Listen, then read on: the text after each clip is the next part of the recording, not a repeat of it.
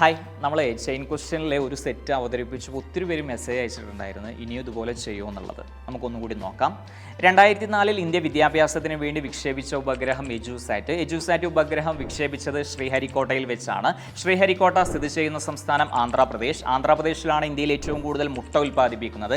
ഇന്ത്യയിലെ മുട്ട നഗരം നാമക്കൽ സ്ഥിതി ചെയ്യുന്ന സംസ്ഥാനം തമിഴ്നാടിലാണ് ഇന്ത്യയിൽ ആദ്യമായി ലോക അദാലത്ത് ആരംഭിച്ചത്. ഇന്ത്യയിൽ ആദ്യമായി ലോക്പാൽ ആരംഭിച്ചത് മഹാരാഷ്ട്രയിലാണ് എല്ലാ ജില്ലകളിലും ആദ്യമായി സൈബർ പോലീസ് സ്റ്റേഷൻ ആരംഭിച്ചത്.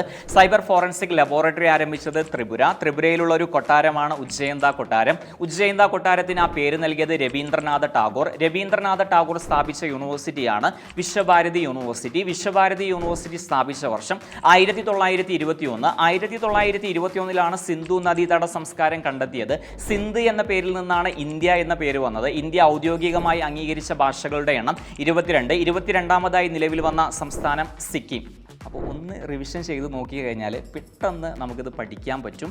ഒന്ന് ട്രൈ ചെയ്ത് നോക്കുക, ഇതുപോലെ പറയാൻ പറ്റുന്നുണ്ടോ എന്നുള്ളത്. അപ്പോൾ അടുത്ത വീഡിയോയിൽ നമുക്ക് വീണ്ടും കാണാം. Thank you.